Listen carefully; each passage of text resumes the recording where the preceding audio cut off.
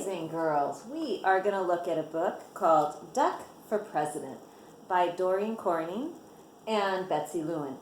And what I really enjoy about books like this is, even though it's a picture book and sometimes people are like, it's for younger children, they teach things. This one kind of outlines the idea of running for president. And even though we have a duck running for president, and hopefully we will never end up for a duck as president of the United States, it is very, very, very cool to watch the process. And since we have an election coming up November 3rd, and it is a presidential election year, so we will have a new president soon, I thought this would be a fun book to share. Now, as a reader or writer, students, this is a great story to look at because this is another prolific writer, which means she's published many books and won awards for them, and she has a wonderful writing style. So see what you notice about the voice she uses and about the information she conveys in a narrative text. Okay, so this is fiction because it's about a duck becoming president, but it also uses a lot of background knowledge from a real-life election. Running a farm is very hard work. At the end of each day, Farmer Brown is covered from head to toe in hay, horsehair, seed, sprouts, feathers, filth, mud, muck, and coffee stains. He doesn't smell very good either. I wouldn't smell very good if I had all that on me. Ugh. Gross. All right, moving on. The animals have chores to do. Pigs, clean under the beds. Cows, weed the garden. Sheep, sweep the barn. Duck, take out the trash, mow the lawn, grind coffee beans. So here we go. They're looking at their chore list. They don't look very happy about it. Trying to figure out how a sheep sweeps. I'm thinking his fur just picks up all the goo in the barn.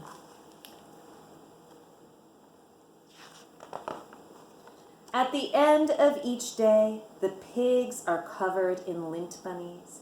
The cows are covered in weeds. The sheep are covered in dust. And Duck is covered in tiny bits of grass and espresso beans. Here all are disgruntled, which means unhappy animals. Sad animals. Let's see what they do about it. Duck did not like to do chores. He did not like picking tiny bits of grass and espresso beans out of his feathers. Why is Farmer Brown in charge anyway? Thought Duck. What we need is an election. He made a sign and hung it up in the barn. Farmer Brown must go. Farm election tomorrow. Aha. So he's campaigning for himself.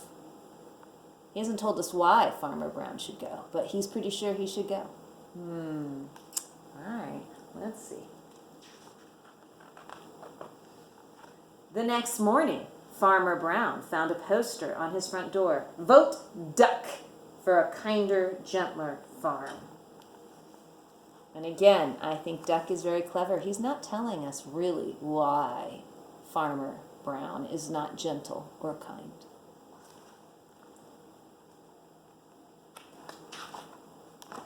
Farmer Brown was furious. He ran to the barn and found the animals registering to vote. Voter registration must be, voters must live on the farm, show valid ID. Number 3, be at least this tall. I think he crossed it out. The mice got together and protested the height requirement, so Duck crossed it off. Good for the mice. They should have every right just because they're not tall enough. Everybody should have the right to vote. Should make it easy for them to vote. Should not be changed willy-nilly.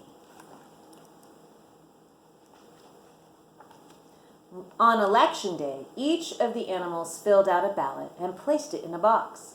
The vote was counted and the results were posted on the barn wall. Farmer Brown 6, Duck 20. Farmer Brown does not look like he's a happy loser. Let's see if there's a smooth transition of power, shall we? Farmer Brown demanded a recount. One sticky ballot was found stuck to the bottom of a pig.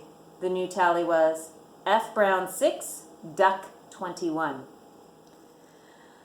The voters had spoken. Duck was officially in charge.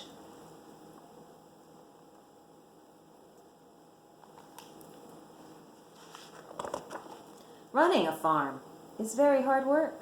At the end of each day, Duck was covered from head to toe in hay, horsehair, seeds, sprouts, feathers, filth, mud, muck, and coffee stains. Running a farm is no fun at all, thought Duck. Vote for me. I'm a duck, not a politician. That night, Duck and his staff started working on Duck's campaign for governor.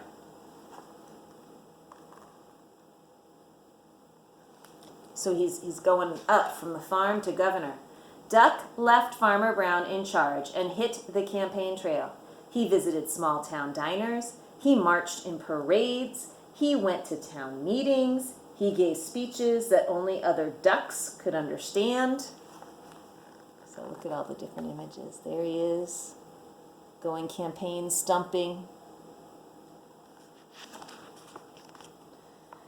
The vote was counted and the results were posted in the local paper. Duck wins by a nose.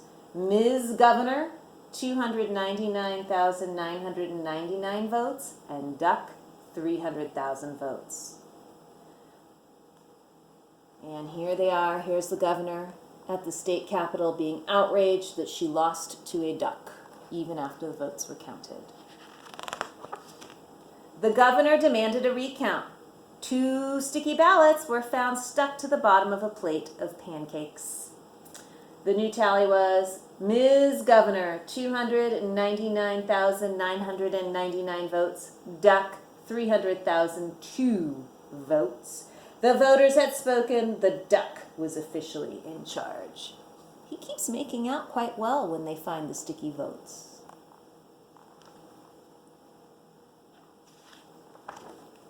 Running a state is very hard work. At the end of the day, Duck was covered from head to toe in hairspray, ink stains, scotch tape, fingerprints, mayonnaise, and coffee stains. And he had a very bad headache. Running a state is no fun at all, thought Duck. That night, Duck and his staff started working on posters for the presidential election. A duck for change. I like Ike. Nope, I like Duck. Duck making us proud again. Look at all those campaign slogans. I think Duck is not going to be so happy with President, but we'll see. Duck left his staff in charge and hit the campaign trail. He kissed babies in local diners. He rode in parades. He gave speeches that only other ducks could understand. He even played the saxophone on late-night television.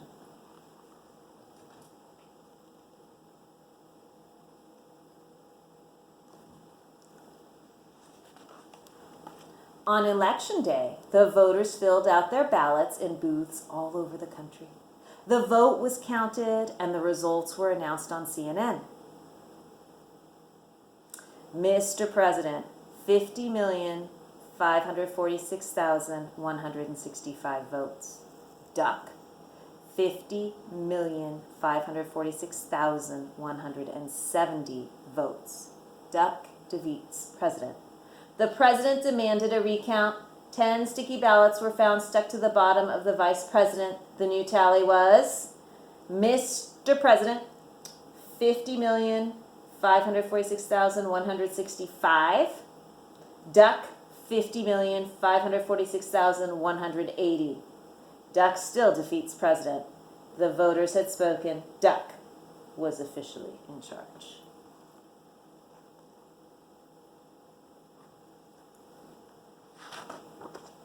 Running a country is very hard work. At the end of each day, Duck was covered from head to toe in face powder, paper cuts, staples, security badges, Secret Service agents, and coffee stains.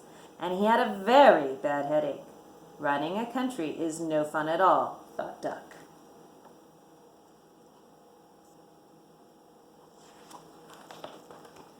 Then he checked the help wanted ads.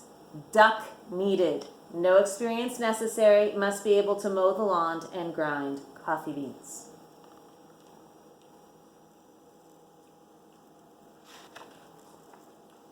Duck left the vice president in charge and headed back to the farm. At the end of each day, Farmer Brown is now covered from head to toe in hay, horsehair, seeds, sprouts, feathers, filth, mud, muck, and coffee stains. And Duck?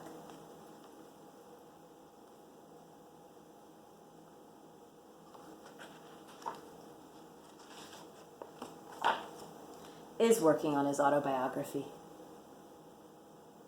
I love how the story comes full circle back to the farm.